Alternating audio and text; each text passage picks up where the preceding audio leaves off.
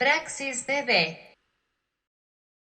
Buenas tardes, estamos en un programa de Praxis TV, programa de la Escuela de Filosofía de la Universidad Nacional de Costa Rica. Hoy nos acompaña Fabián Villegas, escritor mexicano, educador popular, miembro de la red Contranarrativas, que ahora incluso podemos que nos cuentes un poco sobre también la iniciativa de Contranarrativas, que es interesante. Y bien, aprovechando las herramientas que tenemos para en el marco de esta pandemia global, pues poder comunicarnos y conversar sobre una situación que nos afecta en varias partes del mundo. ¿Cómo estás, Fabián? ¿Cómo vamos?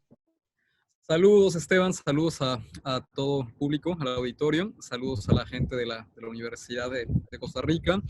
Bien, bueno, dentro de lo que cabe, tanto de la coyuntura, bastante bien, pero bueno, importante justamente, como mencionas, aprovechar estos espacios también de conectividad, pues para, ¿no?, conversar, intercambiar perspectivas y imaginar también escenarios, digamos, para hacerle frente a la crisis multisectorial, ¿no?, que estamos viviendo. Claro, antes de empezar con el tema que nos convoca hoy, eh, podríamos comentar un poco sobre el proyecto Contranarrativas. Me Claro parece que sí. interesante que nos podría ayudar también a entender el por qué vamos a trabajar este tema, como lo vamos a abordar hoy. Bien, bueno, Contranarrativa es un proyecto, digamos, horizontal, colaborativo, de producción descentralizada de conocimiento, digamos, orientado a la visibilidad, digamos, ¿no?, o a la promoción, digamos, de distintas perspectivas. Voy a enmarcarlas desde ahí, digo, para que estemos un poquito familiarizados, ¿no? Digamos, lo que entendemos por estudios del sur global, ¿no? Racialidad como tal, ¿no? Epistemologías racializadas, epistemologías del sur como tal, y perspectiva, digamos, anticolonial como tal. Digamos que el proyecto tiene alrededor de 3 años aproximadamente, ya formalmente, ¿no? Y bueno, ha sido realmente un proyecto que ha adquirido distintos ejes, ¿no? En un principio, Contranarrativa es el nombre como tal de una pequeña editorial independiente, ¿no?, que estábamos desarrollando en el marco de un proyecto itinerante de educación popular, ¿no?, de literatura testimonial, ¿no?, y de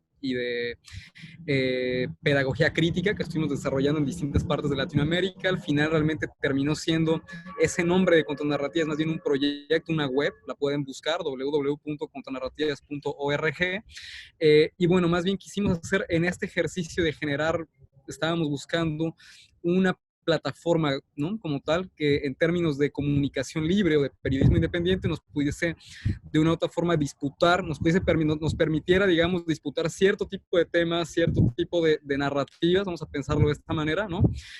A través justamente de análisis más coyunturales, ¿no? Creo que cuando pensamos temas justamente sobre epistemologías racializadas, estudios del sur global, ¿no?, o epistemologías del sur, normalmente estamos siempre en medio de un lenguaje y de formatos sumamente académicos, ¿no?, como tal. Entonces, a veces me parece importante problematizar desde ese mismo acercamiento, pero probablemente desde aspectos mucho más inmediatos, desde coyunturas mucho más inmediatas. Entonces, realmente estábamos buscando eso, ¿no? Utilizar una plataforma que nos pudiese pensar, nos permitiese pensar la realidad o las coyunturas desde una aproximación, digamos, crítica, ¿no?, digamos, bajo esas pautas, ¿no?, como tal.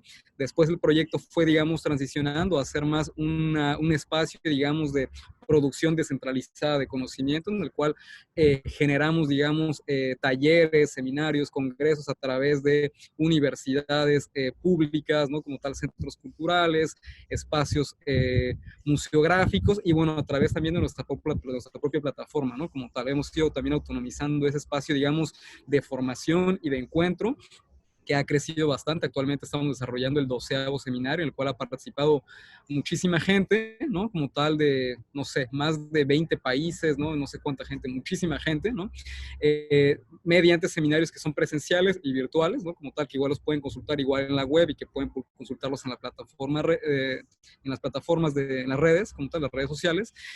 ¿Y qué más? Bueno, y también empezó siendo de una u otra forma un proyecto de gestión cultural que trabaja por Nuevo País, ¿no? Actualmente en Contonarrativas participan alrededor de 8 a 10 personas de distintos países y bueno, de una u otra forma, pues también se trataba de eso, ¿no? Que generara también una iniciativa, digamos, de gestión cultural que trabajaba por Nuevo País y ya para concluir, ¿no? Una especie de laboratorio creativo, ¿no? Como tal, que nos permitiera, digamos, tratar, digamos, de experimentar distintas problemáticas, ¿no? Desde una perspectiva mucho más amplia, ¿no? Es decir, si pensamos totalmente esta idea de la interseccionalidad como una categoría analítica, creo que también deberíamos de pensarla como una categoría para pensar respuestas, para pensar soluciones, para trabajar, digamos, desde un espacio totalmente transdisciplinario y algo que nos interesa mucho también en cuanto a narrativas, pensar espacios, pensar experiencias definitivamente que activen totalmente, digamos, procesos epistémicos, ¿no? O digamos que activen totalmente experiencias epistémicas, ¿no? Como tal, en experiencias y en espacios donde, digamos, anteriormente no están legitimados para producir conocimiento. Creo que eso realmente nos interesa bastante, es decir, la posibilidad realmente de activar totalmente o descubrir, vamos a pues, la posibilidad que tenemos cada uno desde distintas experiencias, ¿no? Como tal, ¿no? Para verdaderamente entender cómo podemos de otra manera dialogar, una especie de diálogo, ¿no? Digamos, que permita activar, digamos, espacios o experiencias epistémicas en lugares donde tradicionalmente no, no, digamos, el modelo colonial de conocimiento no reconoce como espacios epistémicos. Vamos a pensarlo así. Entonces, bueno, muchísimas cosas. Claro. Bueno, un proyecto enorme y claro, que tiene un valor inmenso en el marco de la forma en que incluso se gestiona el conocimiento en la actualidad, ¿no? Bien, volviendo o entrando más bien al tema nuestro hoy. Eh, ha habido un abordaje mediático grande, ¿verdad? Respecto al COVID-19, ¿verdad? Y a todo el engranaje que hay alrededor de esto.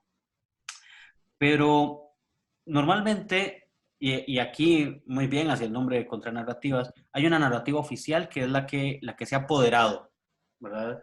De todo lo que escuchamos y vemos normalmente.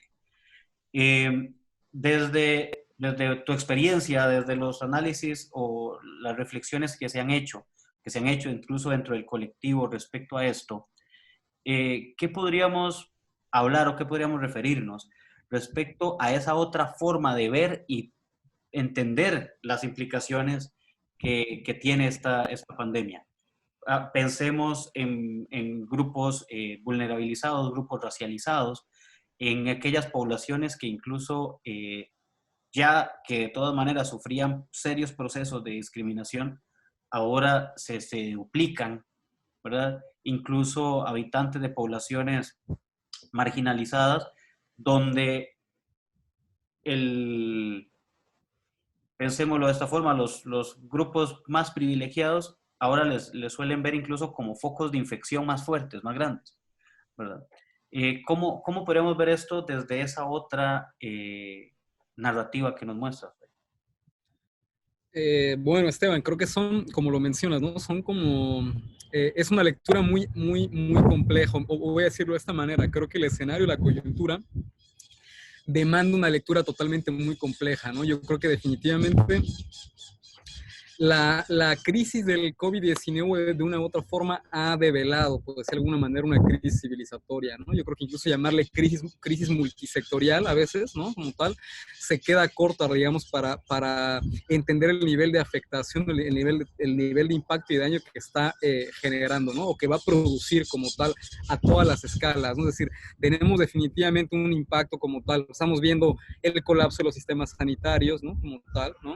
Definitivamente cómo impacta eso en términos de derechos laborales, ¿no? Como tal, y en tema de seguridad social, ¿no? Como tal, y de el fracaso totalmente del modelo de bienestar, ¿no? Como tal, ¿no?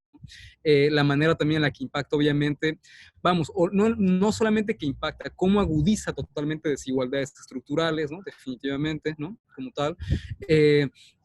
Bueno, muchísimas cosas, ¿no? Yo creo que de qué manera va a impactar eso en términos de movilidad social, en términos de legislaciones migratorias, ¿no? En términos, incluso, algo que mencionas, ¿no? También, ¿no? En términos de cómo, por ejemplo, estos estados de excepción como tal pueden normalizar totalmente ciertas prácticas de violencia, ciertas prácticas totalmente de fascismo societario o de suspensión de garantías individuales, de violación de derechos humanos, ¿no?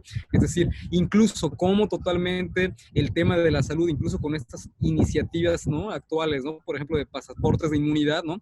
Se crean, digamos, también o se van configurando nuevos órdenes totalmente biopolíticos. Es decir, yo creo que incluso la misma legislación de la ciudadanía va a adquirir totalmente una cara totalmente después de esta pandemia. Es decir, hay una relación muy perversa actualmente, ¿no?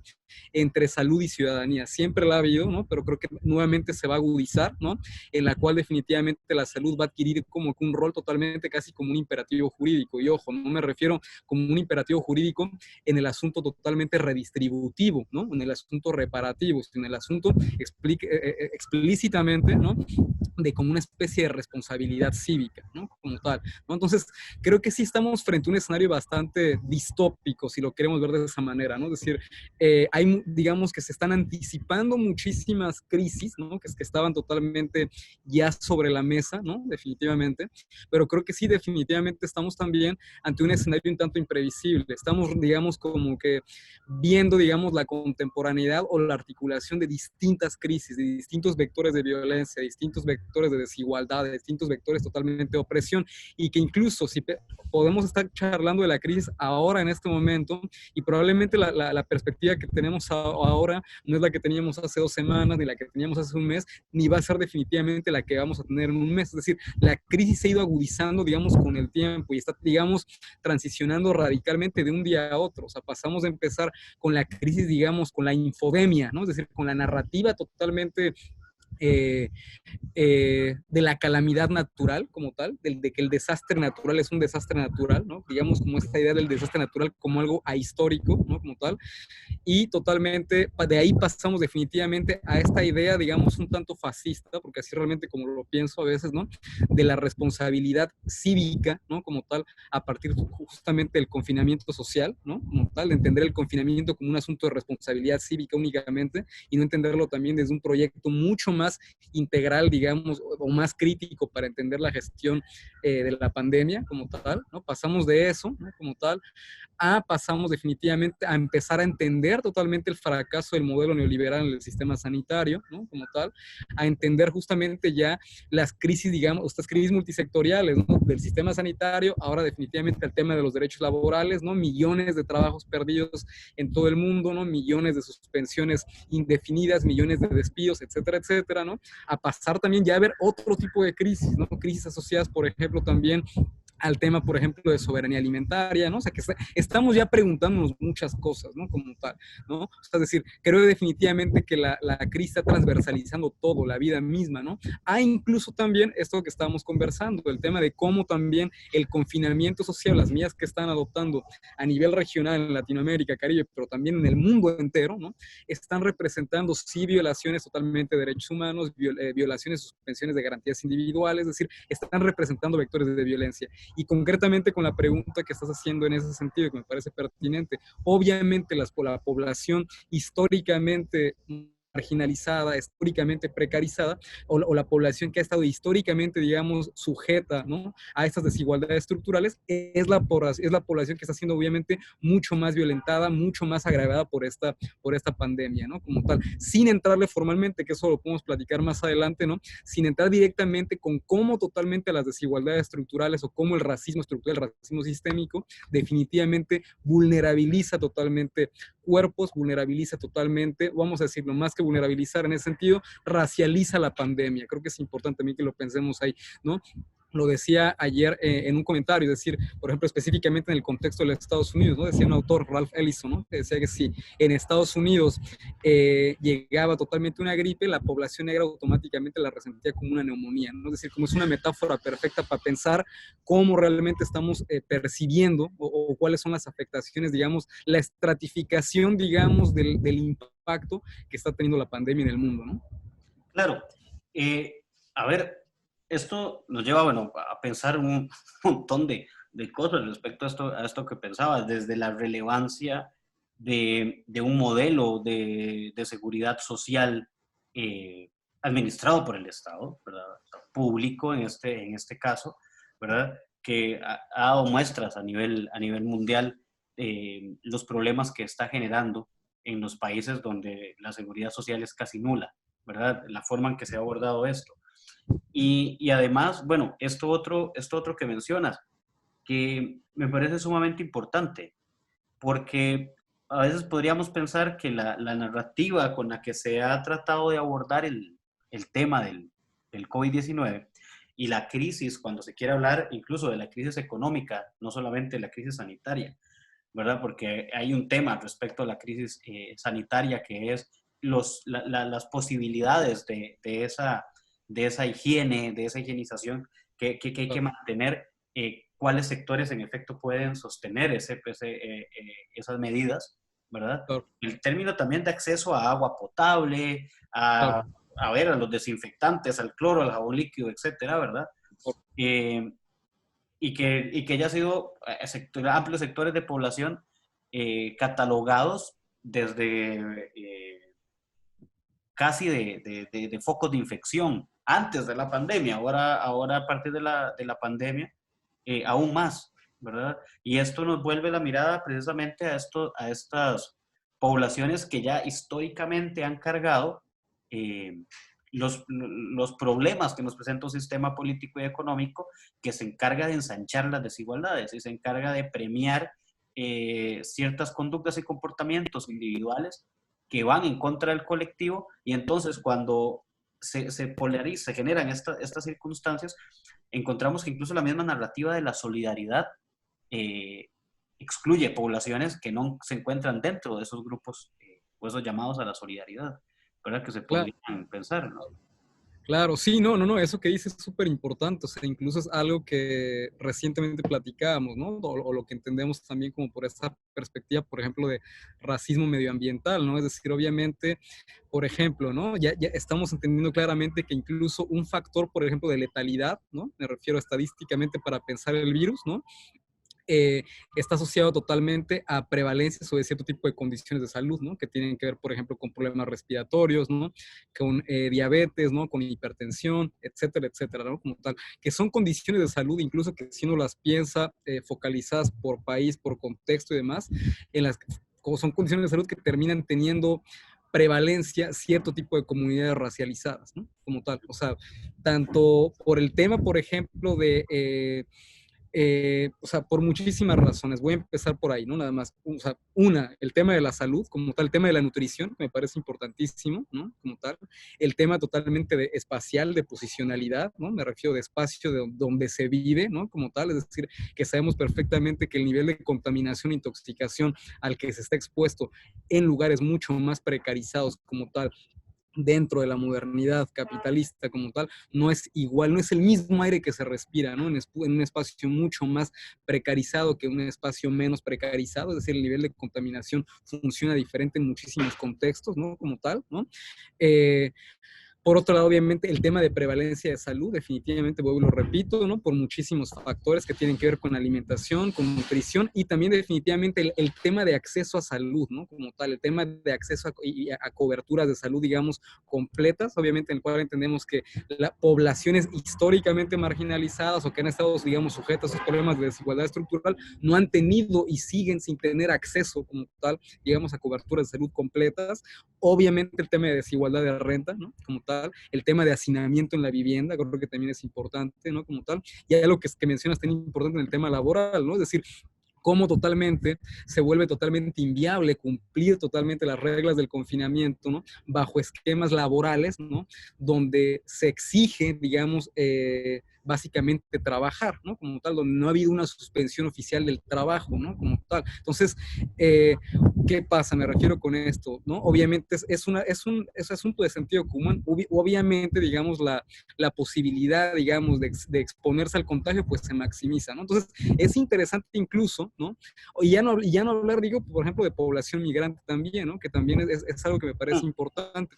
Ya no solamente en términos de atención en espacios, digamos, de institución pública, sino también incluso, ¿no? Es decir, cómo también los mismos programas de protección social que están gestionando de forma estatal, ¿no? Como tal, en el marco de la pandemia, también están orientados, digamos, a, digamos, cubrir o a proteger totalmente las lógicas de ciudadanía. Es muy importante también eso, como también hay un grande grupo de la población mundial que está totalmente en un limbo jurídico, en un limbo político, está totalmente desprotegido porque no alcanza a ser representado por esos programas, digamos, de protección social, ¿no? Obviamente por esta falta de elasticidad o por esta normatividad totalmente que opera, digamos, en las lógicas de ciudadanía. Entonces, creo que son muchísimas cosas, ¿no? Yo creo que son bastantes cosas que vale la pena realmente para pensar, ¿no? Justamente cómo van agudizando, o cómo los mismos marcadores raciales son importantes incluso para pensar totalmente desigualdades estructurales en el marco también de la pandemia, en el marco de la crisis, ¿no? Claro, ahí tenemos una amplitud de temas que incluso a veces pensándolo, posiblemente un programa no va a ser suficiente para poder abordar tanto, pero vamos a, si no hacemos más, entonces más adelante, ¿no? Vamos a hacer una pausa breve y ya volvemos entonces con Praxis TV. Perfecto. Praxis TV. Regresamos a Praxis TV, seguimos conversando con Fabián Villegas, amigo, un gran amigo, y que no lo mencionábamos antes, ¿no? Allá en República Dominicana, ¿no? Estás ahora, no México, pero bueno, mexicano, Fabián. Fabián, veníamos hablando un poco sobre este tema de las desigualdades en el marco de esto del COVID. Esto viene incluso a pensar otra cosa. O sea, ya vivíamos en América Latina, acá en Costa Rica, en México, en República Dominicana, en sociedades ampliamente desiguales, ¿verdad? Con índices de desigualdad bastante grandes, con índices de desempleo enormes. Y la crisis económica que trae el COVID nos hace pensar en un agravamiento de estas circunstancias, en un ensanchamiento, en una creación casi de nueva población empobrecida, ¿verdad? Claro. Y grave en el punto de que las políticas sociales que parecen implementar los estados, que van en búsqueda de tratar de sostener un poco a las familias que han visto reducidos sus ingresos, al mismo tiempo parece que hay un grupo que queda excluido, que son los que ya de previo estaban excluidos, ¿verdad? Los que no pueden demostrar un cese laboral, porque de todas maneras la gran cantidad de gente que trabaja en la informalidad, que incluso poder vender en la calle en estos momentos, que siguen tratando de salir a la calle a ver qué consiguen, se les dificulta más porque la gente no quiere tener ningún tipo de contacto con ellos, ni siquiera para darle una moneda o para comprar el producto que venden, ¿verdad? En tacto me puede provocar algo porque esta persona tiene que estar en la calle y está expuesta al virus y puede estar contaminada, y si yo le doy una moneda y él me da un producto que vende, ese producto puede venir contaminado y yo me voy a enfermar, ¿verdad? O sea, viene un montón de elementos que generan una sobreexclusión de población. Y al mismo tiempo donde pensamos que las medidas de reactivación económica o la búsqueda de medidas de reactivación económica, lo que busca más bien es que la gente pueda seguir consumiendo, y como que perdemos o se pierde de vista la búsqueda de una calidad de vida, de una vida digna de las personas, más allá de que solo puedan consumir para reactivar la economía. ¿Cuál es la calidad de vida que tienen estas personas y cómo enfocarnos luego, o cómo tendrán que enfocarse luego los gobiernos y la ciudadanía, los ciudadanos como tal, en ese sector de población excluida, marginalizada, empobrecida, que se va a ensanchar y inevitablemente se va a hacer más grande como resultado de la crisis y de las maneras que se van a administrar, de la forma que se va a administrar la crisis posteriormente? Claro, o sea, es dramático. Yo creo que es importante puntualizarlo y sin embargo creo que ahora realmente es que se ha puesto, digamos, sobre la mesa o en el debate público, obviamente, digamos, las consecuencias de la crisis, ¿no? Es decir, de qué manera se van a inaugurar nuevas y nuevos damnificados de la crisis, ¿no? Como tal, ¿no? Vamos a pensarlo desde esa perspectiva, ¿no? Como tal, ¿no? Definitivamente creo que la crisis está agudizando totalmente las desigualdades estructurales que eran existentes, digamos, ¿no? Sobre las cuales, digamos, y creo que eso también es importante, ¿no? Que eran persistentes, diríamos, con el modelo, con el patrón de acumulación, es decir, con todas las lógicas y con todos los entramados de esta misma modernidad, como tal, si lo queremos ver de esta manera, ¿no? Pero sí creo que esto que menciona específicamente sobre el tema del trabajo es bien interesante, ¿no? Porque creo que lo estamos viendo incluso hasta en el mismo terreno del confinamiento, ¿no? Es decir, cómo se está gestionando el mismo confinamiento. Estamos teniendo una población, digamos, que está, digamos, sujeto a un proceso de estratificación racial del trabajo, que está cumpliendo, digamos, que está permitiendo la bunkerización, vamos a decirlo de esta manera, o que está permitiendo el confinamiento de una capa de la sociedad, ¿no? Como tal. Parece que su sobreexposición totalmente en el trabajo permite totalmente el confinamiento y la bunkerización de otro sector de la población como tal. Entonces es interesante incluso cómo totalmente la narrativa estatal, ¿no? Confunde totalmente trabajos esenciales, ¿no? Con estratificación racial o incluso con inferiorización del trabajo. Parece a veces que se confunde, ¿no? Como tal, ¿no? Porque, por ejemplo, sí legisla y sí protege aparentemente los trabajos esenciales, lo voy a decir entrecomilladamente, pero no legisla y no protege bajo ningún sentido todas estas redes, digamos, de economía informal, puedo decirlo de esta manera, ¿no? Que gravitan alrededor justamente de las dinámicas de intercambio y que están garantizando, obviamente, el confinamiento y la bunkerización, que permiten motorizar hasta cierto punto, o sobre las cuales está sostenido el confinamiento y la bunkerización de todos, ¿no? O sea, por ejemplo, voy a dar un caso, el ejemplo de México, ¿no? Es decir, sería totalmente insostenible. En México, el 57% de la población depende directamente del comercio informal. Estamos hablando de más de 65 millones de personas. Entonces, imagínate lo que esto va a representar, ¿no? Como tal. Entonces, sí estamos, incluso cuando pensamos el tema de estas iniciativas de protección social, como tal, que se están generando de manera estatal en todo el mundo de cara a la pandemia, ¿no? Como tal, o frente de este estado de excepción, sí definitivamente también son medidas e iniciativas que no están cubriendo a todo el mundo, que no están contemplando a todo el mundo y que siguen totalmente funcionando como proyectos, digamos, por dos lados. Una, o profundamente excluyente sobre esa población que gravita en torno totalmente a la esfera laboral, ¿no? Que gravita, que no forma parte, digamos, de la lógica laboral formal como tal, y por el otro lado, los incluye también, pero de una manera profundamente jerarquizada, ¿no? Es decir, de una manera también jerarquizada, que vuelvo y lo repito, los expone totalmente a la posibilidad del contagio. Entonces es interesante incluso cómo cuando pensamos el aplanamiento de las curvas a partir del confinamiento, ¿no? No pensamos perversamente, ¿no? Que el aplanamiento de la curva también está pensada desde una perspectiva de estratificación de clase, ¿no? Y de estratificación racial del trabajo, ¿no? Es decir, como que a través de personas que están, vuelvo y lo repito, cumpliendo esas tareas que permiten totalmente sostener el confinamiento de unas cuantas mayorías. Entonces, sí es bastante grave y bastante dramático. Claro. Y a ver, esto nos hace pensar en otro factor muy importante, y es, o sea, vivimos bajo un modelo, un razonamiento neoliberal muy fuerte, ¿no?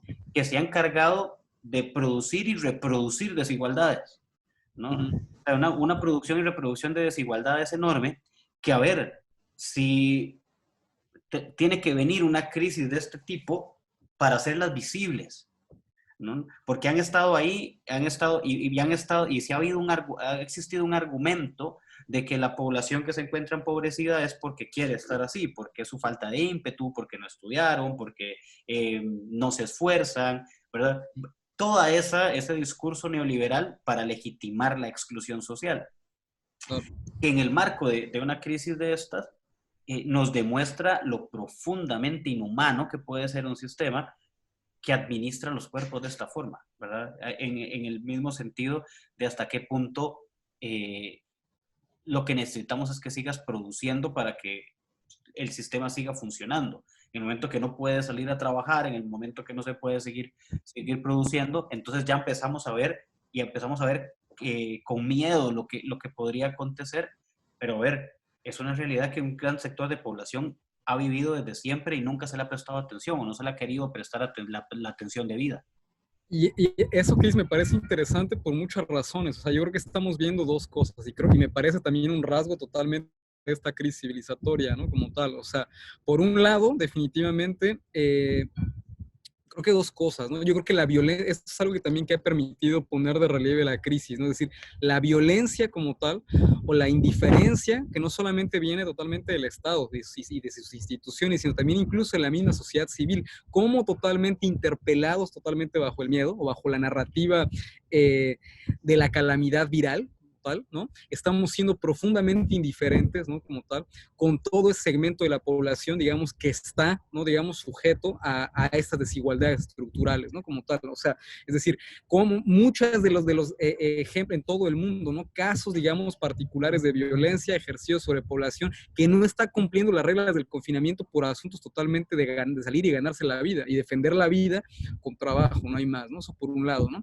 Entonces, sí creo definitivamente que estamos frente a un escenario en ese sentido bastante dramático, ¿no? Como tal, de indiferencia como tal por parte incluso de la misma sociedad civil y de indiferencia definitivamente por parte de los estados, es decir, como para responder definitivamente al tema de la crisis, ¿no? Como tal, o sea, o me refiero para responder,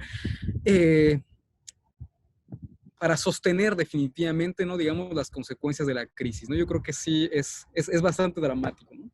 Claro.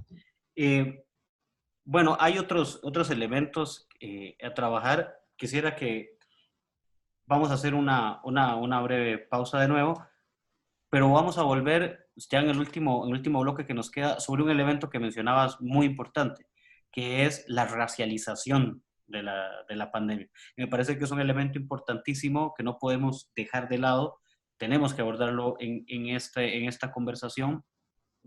Y a ver, tenemos miles de casos respecto a esto y tal vez el más escandaloso, el de los médicos franceses proponiendo el testeo en población africana. Entonces, que creo que es un tema que no podemos dejar de lado medio de esta conversación. Ya volvemos a Praxis TV. Praxis TV. Bienvenidos de nuevo a Praxis TV. Continuamos conversando con Fabián Villegas. Fabián, antes de entrar al tema de la racialización de la pandemia, hay un tema que se nos queda por ahí y es un poco esto respecto a cuando se quiere hablar de la reactivación económica, ¿verdad? Parece que esa idea de la reactivación económica se centra en la capacidad de consumo de los individuos y no se está dirigiendo a cómo una reactivación económica podría influir de manera positiva en una redistribución de la riqueza, pensémoslo de esta forma, en el momento de que toda esta población que ya hemos mencionado, que está excluida dentro de las relaciones de exclusión que está generando esto, no se está pensando en la calidad y la dignidad, la calidad de vida o una vida digna, el acceso a una vida digna por parte de las personas. Entonces, creo que hay un par de elementos ahí que podemos seguir mencionando, incluso pensar, bueno, cómo el Estado debería de enfrentarse a esto, cómo los estados deberían de enfrentarse a esto. O sea, es bastante complicado, ¿no? Yo creo que, o sea, incluso todos los ajustes estructurales que se están haciendo, ¿no? Como tal, están tomándose, digamos, como que con muchísima cautela, ¿no? Y obviamente se maneja esto de manera totalmente particular, ¿no? Y de manera específica por contexto. No es lo mismo, voy a pensar algo, no es lo mismo gestionar esto en el contexto, por ejemplo, de países como México, con 130 millones de habitantes, ¿no? Por ejemplo, que elaborar un programa de protección social en un lugar como Uruguay, me refiero, ¿no? Donde tiene una densidad demográfica muy, muy pequeña. Es decir, creo que sí depende mucho, pero coincido totalmente contigo. Es independientemente de esto, lo que se está haciendo es definitivamente salvaguardar totalmente los intereses del capital, de los grandes capitales, ¿no? Como tal, y buscar totalmente una reactivación de la economía orientada justamente, sí, definitivamente a proteger totalmente a sectores particulares, y volvemos a lo mismo. Sí creo que está totalmente estratificada, totalmente esta lógica de la misma economía, ¿no? Volvemos a lo mismo, es decir, por ejemplo, ¿no? Se dan grandes niveles de perversidad, ¿no? Es decir, por ejemplo, recientemente, hace 3 días, ¿no? Trump emitió una orden ejecutiva, digamos, para suspender la migración durante un tiempo indeterminado, ¿no? Por decirlo de alguna manera, ¿no? Al mismo tiempo que el capital financiero en Estados Unidos está especulando, por ejemplo, con los millones, digamos, que representan las remesas de los países periféricos, de los países del sur global. Es decir, sí definitivamente creo que los temas sobre las iniciativas sobre protección social no están alcanzando totalmente, digamos, de manera sostenible, ¿no? A proteger a la población, digamos, que como lo dijimos hace un momento, ¿no? Que han estado, digamos, objeto o que han sido sujetos, digamos, de estas desigualdades estructurales. Volvemos y lo repetimos, ¿no? O sea, nuestros países, particularmente en la región, dependemos formalmente, voy a decirlo, ¿no? O sea, del comercio informal, ¿no? Como tal. Por ejemplo, el tema mismo de las remesas se ha visto totalmente afectado. Es decir, hay muchísimos países como México donde las remesas representan un porcentaje altísimo en el Producto Interno Bruto, lo mismo Dominicana, lo mismo Centroamérica. Entonces me refiero, sí, definitivamente, independientemente o sea, creo definitivamente que los programas de protección social en ese sentido, en el marco de la pandemia o como en el periodo, digamos, de excepción como tal, sí están totalmente estratificados, vemos a lo mismo, y no están realmente atendiendo de una manera responsable, obviamente, los mismos damnificados de la crisis. Que lo estamos viendo incluso de manera micro, ¿no? Cómo se está gestionando el mismo confinamiento social o incluso todas las medidas, digamos, en el marco del confinamiento social. Estamos viendo un segmento amplísimo de la población, volvemos a lo mismo, ¿no? Que está totalmente a la deriva, es decir, que en el cual su fuerza de trabajo está garantizando totalmente el confinamiento y la bunkerización de otro segmento de la población. Entonces me refiero a activar la economía de quién, ¿no? Y volvemos a lo mismo. El tema mismo de los trabajos esenciales termina siendo un tanto perverso, ¿me explico? Es decir, ¿trabajo esencial de qué? ¿O trabajo esencial para qué? Parece que empieza a confundirse trabajo esencial con inferiorización totalmente del trabajo, o parece que se confunde trabajo esencial con estratificación de clase y racial del trabajo. Hay personas que no han parado, vuelvo y lo repito, que su fuerza de trabajo ha garantizado totalmente el confinamiento y la bunkerización totalmente de un régimen de la ciudadanía. Entonces, sí, definitivamente es difícil totalmente cómo está haciendo la gestión, y definitivamente, como lo comentábamos en un momento, por ejemplo, la cantidad de legislaciones que están dando apertura actualmente para que el mismo capital privado y para que las mismas empresas, digamos, se quiten totalmente de responsabilidad en términos de derechos laborales y seguridad social. Entonces, todo lo contrario, más bien estamos viendo justamente un recrudecimiento totalmente, o una especie de lógica, digamos, de acumulación por despojo, descarada totalmente, en complicidad con los estados. Los estados mismos están sirviendo totalmente, digamos, o están legitimando, ¿no? Digamos, están dando luz verde para que el capital privado, ¿no? Digamos, se afloje el cinturón con el dinero totalmente de las trabajadoras y de los trabajadores. Eso es bastante peligroso, ¿no? Como tal. Claro, a ver, esto nos lleva a pensar, a ver, cuando hablamos de la reactivación económica, ¿a quién sacrificamos para reactivarla? ¿Verdad? O sea, ¿cuál es esa población que tiene que ser sacrificada? Porque ya estás hablando claramente, o sea, de ese llamado trabajo esencial, que es el que sostiene que podamos estar en nuestras casas, ¿verdad? Claro. Las redes de distribución de alimentos, ¿no? O sea, los supermercados que estén abiertos, las personas que te atienden en los supermercados, la gente que jala, los bodegueros que tienen que jalar las cajas llenas de alimentos para ponerlas en los anaqueles del supermercado. Hay un montón de gente que, en efecto, como mencionas, no puede parar de trabajar. Y no puede parar de trabajar porque si para de trabajar, la gente que está encerrada no tiene forma de comer o de sostenerse en el aislamiento. Lo que al mismo tiempo, entonces, claro, tenemos una narrativa internacional mediática de quédate en casa, ¿verdad? Que invisibiliza completamente a quienes permiten que te quedes en casa, o sea, que se pueda materializar el quédate en casa. Que eso es un elemento que también, que por más que a veces los mismos medios o los mismos espacios donde se quiere hacer reflexión de quédate en casa, y dices que hay gente que tiene que trabajar si no puedes quedar, o sea, quédate en casa si no tienes que salir, de alguna manera igual no está haciendo la reflexión sobre el por qué esta gente tiene que salir, ¿verdad? Claro, Ahí sí deberíamos de sumarle al quédate en casa, pues quédate en casa con derechos laborales, ¿no? Es decir, si no, no hay condiciones, digamos, de sostenibilidad para quedarse en casa, ¿no? Como tal, o sea, es súper importante esto. Pero creo que incluso cuando lo mencionas con el tema de la alimentación, que no hemos llegado, digamos, a fase de la crisis como tal, ¿no? Sí es importante que pensemos también, sí definitivamente la afectación que está generando obviamente la cadena de suministros como tal, pero también todo lo que está, cómo están gestionando el tema justamente, digamos, alimentario en el marco de la crisis, ¿no? Es decir, el tema de acaparamiento, el tema incluso de especulación, el tema de centralización, es decir, o sea, hay muchísimas cosas incluso que están favoreciendo, que siguen favoreciendo, volvemos a lo mismo, a los grandes capitales, a los grandes consorcios, a las grandes cadenas de supermercados, volvemos a lo mismo, o sea, en la cual está totalmente barriendo y está totalmente precarizando, por ejemplo, a productoras, a productores, me explico, es decir, a pequeñas y pequeños vendedores, es decir, ese es el tema, ¿no? Que incluso no lo estamos percibiendo así, estamos teniendo totalmente un sentido, digamos, de confinamiento y un sentido de sobrevivencia del confinamiento basado, digamos, como que en una comodificación, digamos, de ciudadanía metropolitana, ¿no? Es decir, de ciudadanía cosmopolita, pero que está totalmente indiferente, ¿no? Digamos, de todos los vectores, digamos, ¿no? De las relaciones de poder que hay en medio justamente, ¿no? Para garantizar, digamos, esa comodificación o ese confinamiento. Ese es el problema, que no estamos viendo la pandemia, estamos viendo la pandemia, digamos, abstraída de relaciones de poder, abstraída totalmente de desigualdades estructurales, abstraída incluso totalmente de historia, ¿no? De cualquier sentido totalmente histórico, y eso es verdaderamente peligroso. Claro. Ahora, y dentro de esto mismo, pues, es que cuando pensamos en esta, ¿quién saca provecho de esta o de esa crisis o esa que podríamos llamar lo que viene después del encierro?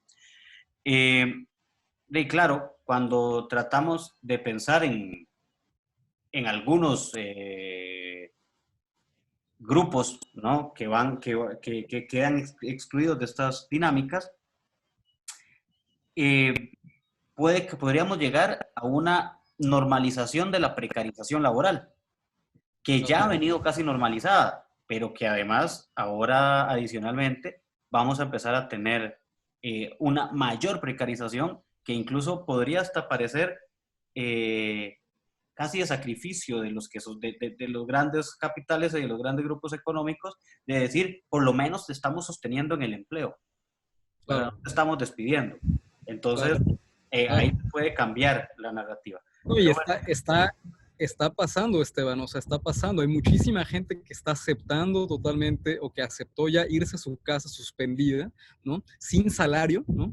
Únicamente con la falsa ilusión, ¿no? Y con la falsa certidumbre de que no ha sido despedida formalmente o de que va a ser contratado una vez que eso se normalice, ¿no? O sea, ese es el tema, ¿no? Y la manera en la que obviamente lo han gestionado las empresas y las entidades privadas ha sido esa. Es decir, agradece, ¿no? Que no te he despedido, agradece que únicamente te estoy suspendiendo sin salario, ¿no? Como tal, pero agradece que no estés suspendida y agradece que no te, vamos, que no te he despedido formalmente, ¿no? Como tal, agradece que vas a tener trabajo. Entonces, es una realidad, o sea, de la misma forma que estamos viendo que se puede normalizar, digamos, violaciones de derechos humanos, suspensión de garantías individuales, digamos, como producto totalmente del estado de excepción, es una realidad también que se va a normalizar totalmente entramados y lógicas de precarización laboral como resultado de la crisis. Es un hecho. No va, el mundo, la situación o el escenario no va a ser igual. No vamos a regresar al trabajo normal, ¿no? Ni las condiciones van a ser exactamente las mismas. Por el contrario, la crisis va a ser actualmente, digamos, una relación contractual para, digamos, asumir totalmente formas de precarización laboral y violación totalmente de derechos humanos, en muchos sentidos. muy bien, nos falta un tema, entonces vamos a hacer una breve pausa más y ya volvemos entonces para el tema y la parte del cierre de esta conversación. Fabián, ya volvemos con Praxis TV. Praxis TV. Volvemos a Praxis TV, continuamos conversando con Fabián Villegas. Fabián, nos queda pendiente un tema que mencionabas minutos atrás, que es la racialización de la pandemia. y cuáles son las reflexiones que has hecho respecto a este tema, que nos parece importante visibilizarlo, conversar sobre él y que podamos retroalimentarnos un poco respecto a esto. Bueno, yo creo que son muchísimas cosas, Esteban, como lo comentábamos en el primer bloque. Definitivamente creo que no hay forma de que pensemos la pandemia, sino realmente como un espacio, digámoslo así, de que definitivamente transversaliza totalmente racialidad, ¿no? Como tal, escala totalmente interplanetaria, escala multipolar por muchísimas razones, ¿no? Como tal. Y yo creo que, como lo comentaba en un principio, ¿no? A diferencia de lo que piensa ciertos modelos analíticos, ¿no? Totalmente el campo antirracista, de ver únicamente los elementos de racismo, ¿no? En cuestiones creo que muy superficiales, creo que sí es importante entender totalmente cómo la misma crisis multisectorial definitivamente agudiza totalmente las desigualdades estructurales por marcador racial. O sea, que lo vemos como lo mencionamos, ¿no? En el sistema sanitario, en cómo se legisla definitivamente la legislación y la gestión de la salud, ¿no? Como tal, ¿no? En la desigualdad de renta, en el hacinamiento, ¿no? Como tal, en la migración, en la movilidad social, en la violación totalmente de derechos humanos, de suspensión de garantías individuales y de excepcionalismo jurídico, digamos, en el marco de los periodos de excepción, ¿no? Como tal, es decir, creo que son muchísimas cosas, ¿no? Como tal, en el tema también de racismo medioambiental, que también me parece importante, sobre todo en la prevalencia, por ejemplo, de factores, digamos, que exponen totalmente la letalidad de la enfermedad, ¿no? Como tal, como problemas respiratorios, ¿no? Asma, hipertensión, hay muchísimas cosas, ¿no? Voy a dar un par de ejemplos, ¿no? Y pasamos, digamos, justamente al tema de las pruebas que me parece interesante, ¿no? Es decir, voy a dar ejemplos concretos, ¿no? Simple, ¿no? Por ejemplo, lugares como actualmente Estados Unidos representa el epicentro, ¿no? De la pandemia en el mundo, ¿no? Y Nueva York representa el epicentro de la pandemia en los Estados Unidos, ¿no? Tan solo en Estados Unidos, digamos, el 70% de la población que está contagiada y que está muriendo es población racializada, ¿no? 28% población afroamericana, ¿no? Como tal, y hay un 30 y tantos por ciento de población latina migrante, ¿no? Como tal. Entonces me refiero, por dar un ejemplo, tan solo en un lugar como Nueva York, simple, ¿no? Me refiero, uno de los lugares más contaminados, ¿no? Como tal, de contaminación en el aire, ¿no? En Nueva York puede ser Harlem, que es un lugar, un enclave, digamos, histórico de la población negra, como tal, ¿no? O voy a dar ejemplos como Michigan, ¿no? El lugar Flint, por ejemplo, ¿no? Donde la contaminación en el agua es totalmente, no tiene precedentes, me refiero, en los Estados Unidos, por así decirlo, ¿no? Y es un lugar también, digamos, marcado por población negra y por población latina. Entonces me refiero, si lo pensamos incluso, es interesante porque esta conversación incluso ha habido demasiados sesgos totalmente para hablar sobre marcador racial, definitivamente, ¿no? Y letalidad, incluso víctimas del COVID, por ejemplo, en los Estados Unidos. Estas cifras han salido a partir justamente de lideresas y líderes comunitarios o incluso personal de salud que está evidenciando esto. No es algo realmente oficial como tal, justamente porque es un problema, vuelvo y lo repito, el problema de la salud es un problema estructural. Al ser un problema totalmente estructural, transversaliza totalmente lógicas de racismo estructural. O sea, podría darte, por ejemplo, Chicago, el 70% de la población que está muriendo es población afroamericana.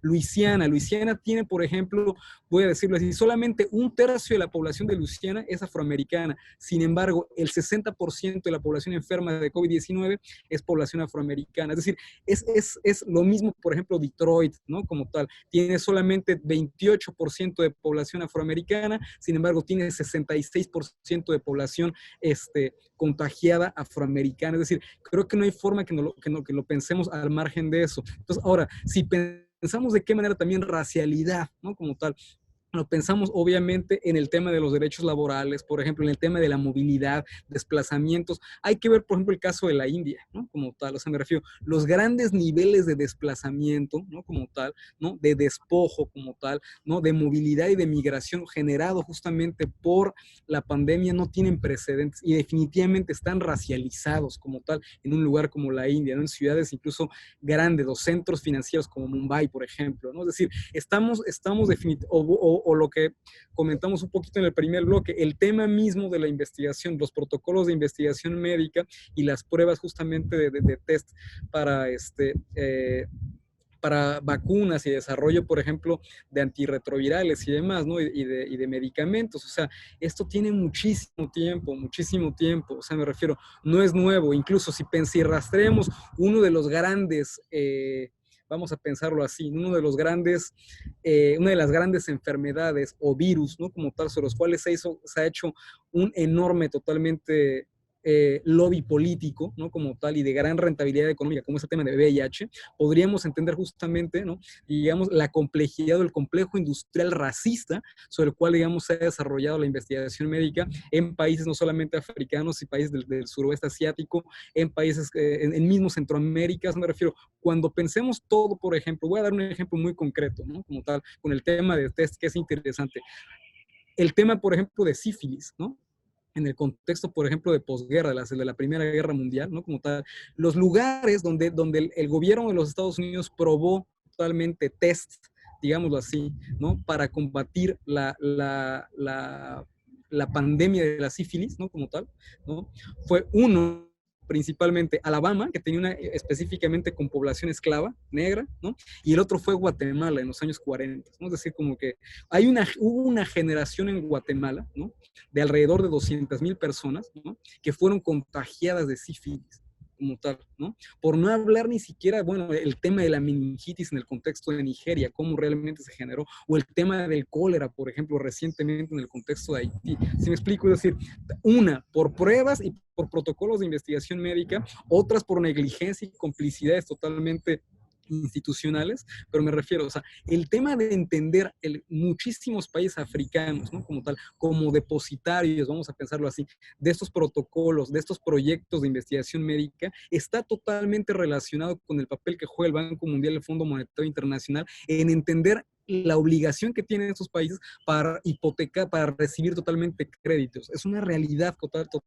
Entonces, en ese sentido, cuando pensamos ahora y estamos defendiendo el papel de la Organización Mundial de la Salud, deberíamos de ser más pertinentes. Es esa misma organización la que ha justificado un modelo totalmente racista y colonial en la legislación de la salud y un modelo totalmente lucrativo, inmoral totalmente y antiético totalmente de la salud. Entonces me refiero, hay muchísimas formas para pensar definitivamente cómo totalmente COVID-19 transversaliza las desigualdades estructurales por marcado racial. Yo creo que es justamente eso, al ser una crisis totalmente, no únicamente, vuelvo y lo repito, no únicamente multisectorial, sino civilizatoria, definitivamente los grandes y las grandes damnificadas y damnificados de esta crisis definitivamente es población racializada, ¿no? Como lo has dicho tú, población marginalizada, ¿no? Población, digamos, históricamente despojada. Yo creo que es importante que lo pensemos por ahí, porque incluso va a pasar eso, una vez que termine totalmente el contagio, esta especie de misofobia, ¿no? Sobre la cual estamos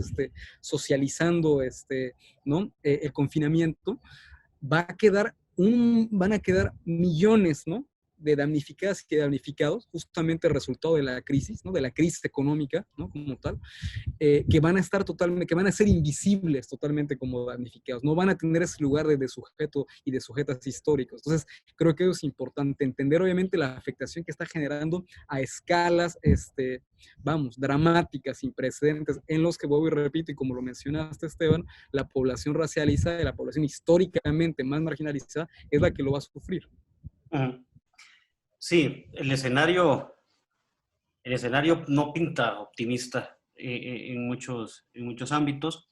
Por ahí se ha mencionado, se ha cuestionado un poco sobre si será posible que a partir de esto empiece a generarse un tipo de cuestionamiento a este modelo económico que incluso nos lleva a esta reproducción y producción de desigualdades, que es una reflexión urgente y necesaria también que hay que hacer y buscar y ampliar los espacios donde se pueda poner en disputa estas formas hegemónicas en las que nos han transmitido no solo el abordaje sobre el COVID, sino más bien toda la legitimación de un sistema político y económico que se centra en la desigualdad necesariamente para subsistir, ¿no?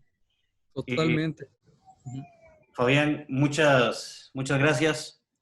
Esperemos, podríamos incluso hacer otra conversación, otro diálogo de estos. Me parece que hay mucho más que abordar. Este último tema es amplísimo y podríamos seguir reflexionando en torno a él. Muchas gracias por tu tiempo, muchas gracias por compartir con nosotros este espacio.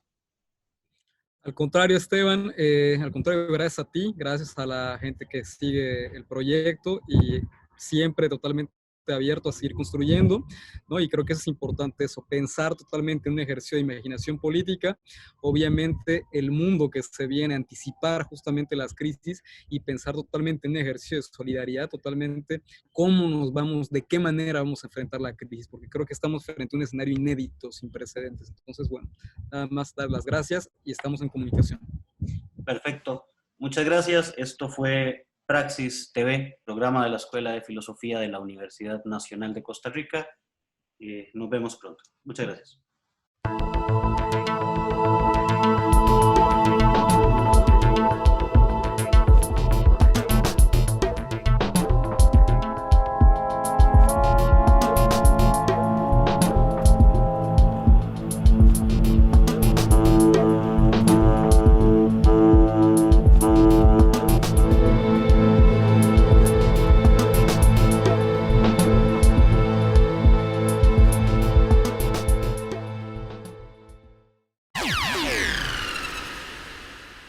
Praxis TV.